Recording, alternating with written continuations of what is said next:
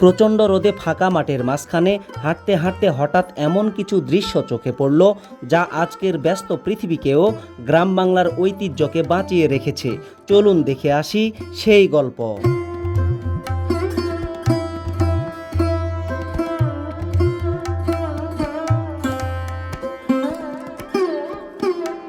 বাংলাদেশের গ্রাম বাংলার সৌন্দর্য অনেক সময় বড় বড় পর্যটন কেন্দ্রকেও হার মানায়। আজ আমরা ঘুরে দেখব এমনই একটি গ্রামের মাঠ, প্রকৃতি আর মানুষের দৈনন্দিন জীবনের কিছু বাস্তব চিত্র। এখন আমি দাঁড়িয়ে আছি বিশাল এক ফাঁকা মাঠের মাঝে। কয়েকদিন আগেও এই মাঠে সোনালি ধানে ভরেছিল চারপাশ। কৃষকেরা ধান কেটে ঘরে তুলেছেন, তাই এখন মাঠের অধিকাংশই খালি পড়ে আছে। তবে ফাঁকা মাঠে এখন গবাদি পশুর জন্য উন্মুক্ত চরণভূমিতে পরিণত হয়েছে। বিভিন্ন জায়গায় গরুগুলোকে ঘাস খেতে দেখা যাচ্ছে। জীবনের ব্যস্ততম সময়ে একটু যখন সময় পাই তখন মাঝে মাঝেই এরকম গ্রামের মেঠো পথ দিয়ে হাঁটতে থাকি। গ্রামের মেঠো পথ ধরে সামনে এগিয়ে গেলে এখনো কিছু জমিতে ধান দেখা যায়। সেখানে কৃষকেরা শেষ সময়ের ধান কাটার কাজে ব্যস্ত। বছরের পর বছর এই কৃষিকাজই গ্রামের মানুষের জীবিকা ও অর্থনীতির প্রধান ভিত্তি হয়ে আছে। মাঠ পেরিয়ে চলে এলাম পাহানপাড়ায়। এখানে দেখা গেল এক ভিন্ন দৃশ্য। অবসর সময়ে কয়েকজন মানুষ ঘুড়ি তৈরির কাজে ব্যস্ত। দাদা নমস্কার, ভালো আছো? নমস্কার, ভালো আছি দাদা। তুমি কি বানাচ্ছো এটা? আমি গুড্ডি। গুড্ডি? হ্যাঁ। গুড্ডি মানে কি? ঘুড়ি? ঘুড়ি। এটা কি গুড্ডি হবে? চিলা। চিলা? হ্যাঁ। প্রায় তো শেষ নাকি? এখন শুধু কাগজ লাগাতে হবে না? এখন কাগজ লাগাতে হবে। আচ্ছা, কাগজ লাগায়ে লাগাই আকাশে উড়ে দিতে হবে, তাই না? হ্যাঁ। গ্রামীণ সংস্কৃতির একটি পুরনো ঐতিহ্য হলো ঘুড়ি ওড়ানো। প্রযুক্তির এই যুগেও অনেক গ্রামে এখনো এই ঐতিহ্য টিকে আছে মানুষের ভালোবাসায়।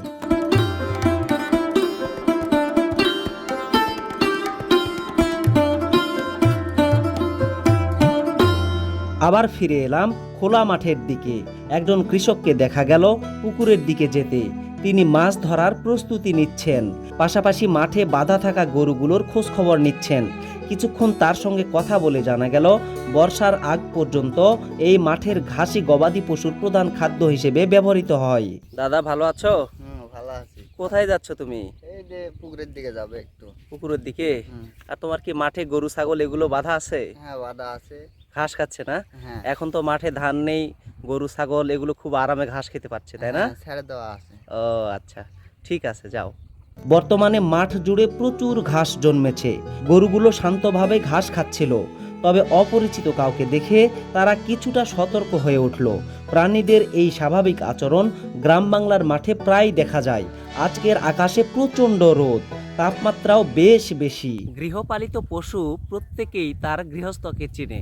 এই গরুটি এতক্ষণ ধরে ভালোই ঘাস খাচ্ছিল, কিন্তু আমাকে দেখে তার ঘাস খাওয়াটাই বন্ধ হয়ে গেল। তার মনে একটাই ভয় কাজ করছে, সে যে আমাকে ধরতে আসছে কিনা। ভয় পেও না, ভয় পেও না, ঘাস খাও, ঘাস খাও, ঘাস খাও, ভয় পেও না, ভয় পেও না।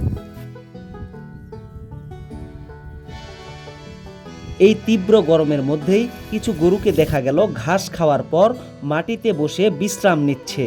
প্রকৃতির সঙ্গে খাপ খাইয়ে নেওয়ার এক সহজ উদাহরণ যেন এই দৃশ্য। রোদের তাপ উপেক্ষা করে আমি হাঁটছি বিশাল মাঠের ভেতর দিয়ে। চারদিক যত দূর যায় খোলা প্রান্তর। এত বড় এলাকা পুরোটা ঘুরে দেখতে সত্যি অনেক সময় লেগে যেতে পারে। ধীরে ধীরে লোকালয়ের দিকে এগিয়ে এলাম। এখানে একটি তাল গাছ নজরে পড়ল, আর তার পাশেই দেখা গেল নতুন নির্মাণাধীন একটি সুন্দর মাটির বাড়ি। বাংলাদেশের গ্রামের মাটির বাড়ির ইতিহাস বহু পুরনো।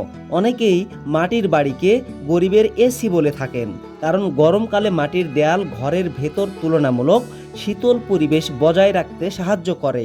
বন্ধুরা, এটা এত বড় মাঠ, আমি অনেকক্ষণ থেকে এই এলাকাতে ঘুরছি, ছায়ার কোনো দেখা পাচ্ছি না। অবশেষে এই তাল গাছটা পেলাম, আর এই তাল গাছের পাশেই সুন্দর একটি নতুন মাটির বাড়ি দেখতে পেলাম।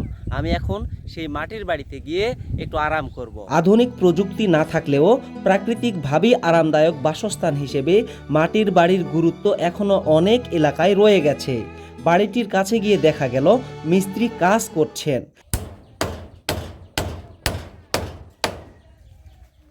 কিছুক্ষণ সেখানে বসে বিশ্রাম নিলাম। দীর্ঘক্ষণ রোদের মধ্যে থাকার পর এক গ্লাস ঠান্ডা পানি যেন নতুন করে প্রাণ ফিরিয়ে দিল। আমরা বলি পানি আর তোমরা বলো জল, দুটো তো একই জিনিস, তাই না? হ্যাঁ। গ্রাম বাংলার এই সরল জীবন, প্রকৃতির কাছাকাছি থাকা মানুষ আর মাটির ঘরের শীতল পরিবেশ সত্যিই এক অন্যরকম অনুভূতি দেয়। বিশ্রাম শেষে বাড়ির উদ্দেশ্যে রওনা দিলাম।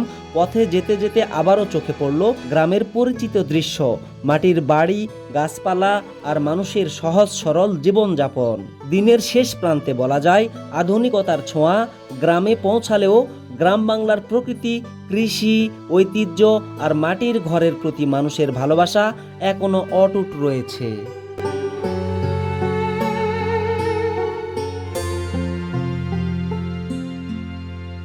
বন্ধুরা, পুরো মাঠ ঘুরে মাটির বাড়িতে একটু পানি খেয়ে বিশ্রাম করে আমি আবার বাড়িতে চলে আসলাম।